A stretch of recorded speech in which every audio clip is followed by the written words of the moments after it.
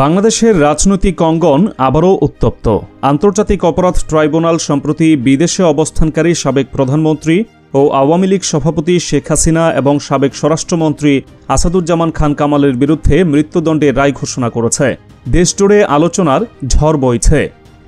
এই রায় ঘোষণার পর অনেক পুরনো স্মৃতি আবারও সামাজিক যোগাযোগ মাধ্যমে ফিরে এসেছে।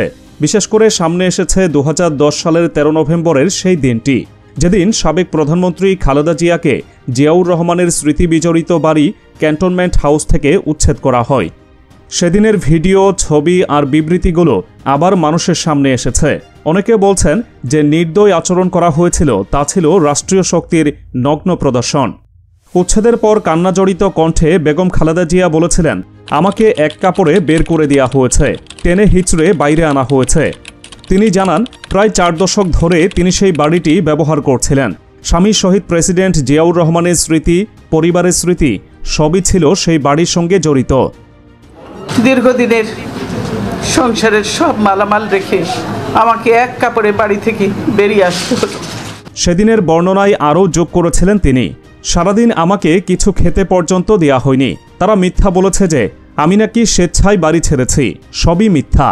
তার দাবি ছিল আইনশৃঙ্খলা রক্ষাকারী বাহিনী গ্রিল কেটে ভেতরে ঢুকে তালা ভাঙে, দরজা ভেঙে, আমার বেডরুমের দরজা ভেঙে রীতিমাত্র ট্রেনে হিচড়ে তারা বের করেছে। কর্মচারীদের ওপর হামলা করে, এমনকি লাথি মেরে বেডরুমের দরজাও ভেঙে ফেলে।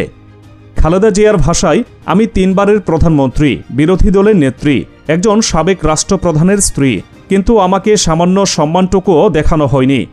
সেদিন তিনি দেশবাসীর উদ্দেশ্যে আরেকটি কথা বলেছিলেন, যা আজ আবার ভাইরাল। আমি এর বিচার আল্লাহর হাতে ছেড়ে দিলাম, দেশবাসীর হাতে ছেড়ে দিলাম। আমি এর বিচারের ভার মহান আল্লাহ ও প্রিয় দেশবাসীর উপর ছেড়ে দিলাম।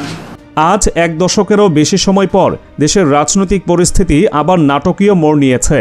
আন্তর্জাতিক অপরাধ ট্রাইব্যুনালের রায়কে কেন্দ্র করে শেখ হাসিনার অতীত কর্মকাণ্ড, বক্তব্য এবং খালেদা জিয়াকে উচ্ছেদের সেই দিনের ঘটনা নতুন করে আলোচনায় এসেছে। বিশেষজ্ঞরা বলছেন, বাংলাদেশের রাজনীতিতে যে প্রতিহিংসা, যে সংঘাত, যে তিক্ততার দীর্ঘ ইতিহাস রয়েছে, এই ঘটনাগুলো তারই নির্মম প্রতিচ্ছবি। বাংলাদেশের মানুষ অপেক্ষায় শেষ পর্যন্ত রাজনৈতিক বাস্তবতার পথ কোন দিকে মোড় নেয়, সেই দিকে এখন সবার দৃষ্টি।